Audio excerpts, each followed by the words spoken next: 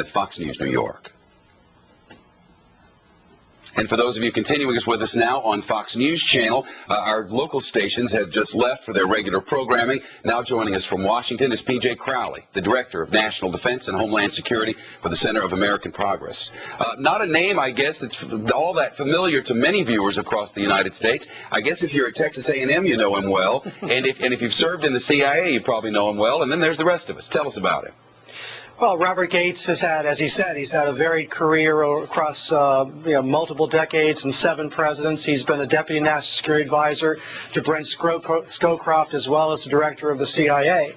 And I think it is a return from the current team of 43 in the way that they have looked at the world over the past 6 years back towards the realists of Bush 41, since Gates was part of that team, and there's an interesting dynamic that we're going to see here. I think what's also intriguing is that Robert Gates is currently a member of the Baker-Hamilton Iraq Study Group, and so I think that, whereas yesterday the voters said change in Iraq, and everyone's been looking ahead to the end of this month when the Baker-Hamilton Commission report is given to the president. Obviously, the president's now invested in one of its members, and I think that signals that they'll give this report and its recommendations serious consideration. Does it make sense to assume, or would I be wrong to suggest, that the president probably has some information about what's in that report, therefore has an idea of what might be happening going forward, or is that premature? Oh no, I think that someone of the stature and the savvy of Jim Baker, obviously, if that report is going to be taken seriously by the White House, they will be familiar with its general parameters before they actually receive the hard copy. Texas A&M has a terrific article on Bob Gates from Texas Monthly, and the author is Paul Burka, and it quotes that my dad went to Texas A&M, so I kind of know this quote here. Some may boast of the prowess bold of the school they think so grand, but there's a spirit no one can be told. It's the spirit of Aggie Land. There was some disagreement in Aggie Land about whether you understand Aggie Land from the outside is something that's good. He came in and said, what I want to do is remarket, rebrand, and tell people all about Texas A&M. That seems to be a theme throughout his career. Can we expect that sort of change at the Pentagon? I think he's a real pragmatist, and I think he is someone, obviously, as a intelligence professional. The Director of Central Intelligence by statute is a advisor, not a policy maker. So he works by consensus. As the head of or did when he was in office, as the head of the intelligence community. I think he's going to bring that same dynamic to this Bush team. I think there's an interesting aspect here of addition and subtraction. You have in Gates a realist, someone who's a pragmatist, and he will be closely aligned with Condi Rice, the Secretary of State, Steve Hadley, the National Security Advisor.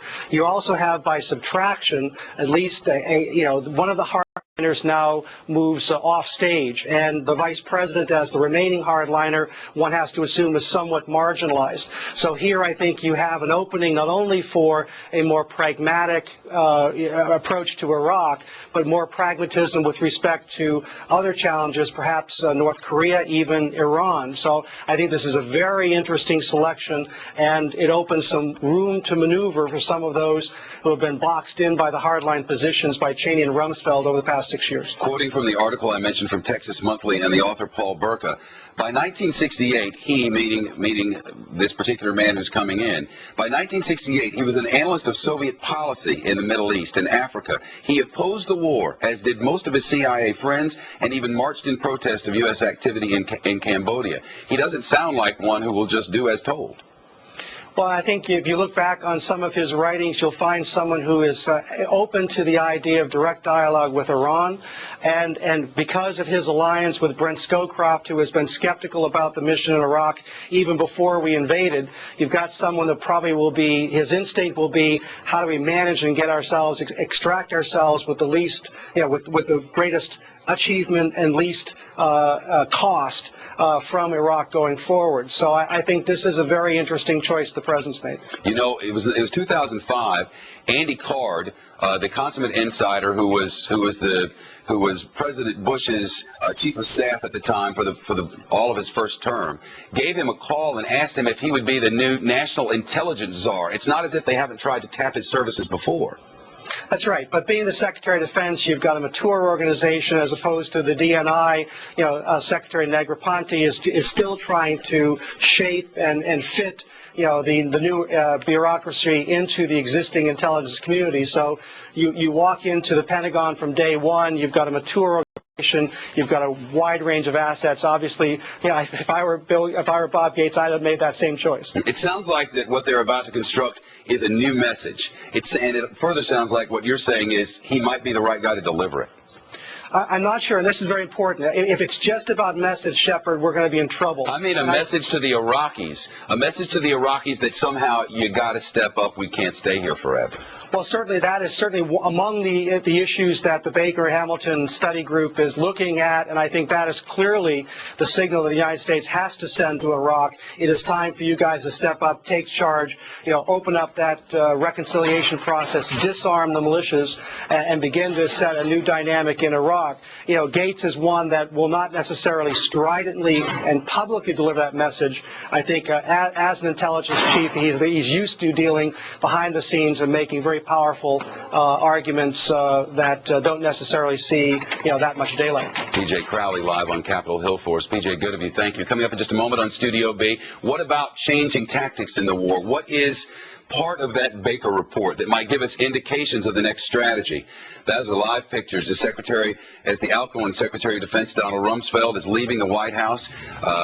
He is walking away with some advisors and will step into the back of that SUV. Don Rumsfeld says he is certainly one who has listened to criticism and has not been, hasn't been a stranger to it.